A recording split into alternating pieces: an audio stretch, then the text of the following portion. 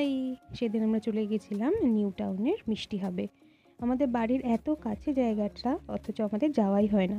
প্রত্যেকটা মিষ্টিপ্রেমী মানুষদের জন্য এটা একেবারে আইডিয়াল প্লেস হ্যাং আউট করার জন্য। কারণ অনেক কটা মিষ্টির দোকান, ভ্যারাইটি অফ মিষ্টি তোমরা একই ছাদের তলায় পাবে। কলকাতার যে বড় বড় মিষ্টির দোকান আছে, যেমন কেসি দাস, বাঞ্ছারাম, বলরাম মল্লিক, গুপ্তা ব্রাদার্স, প্রত্যেকের আউটলেট এখানটায় রয়েছে।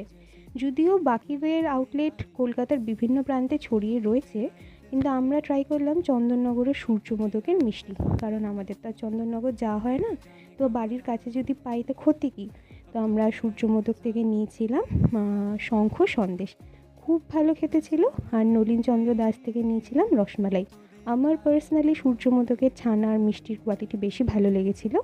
আচ্ছা, এখানটা একটা হ্যান্ডিক্রাফট সেকশনও আছে টুকটাক কেনাকাটা করার জন্য, 11:30 থেকে 7:30 অবধি। আর গাড়ি নিয়ে গেলে ওদের নিজস্ব পার্কিংও আছে, ফার্স্ট 30 মিনিট ফ্রি।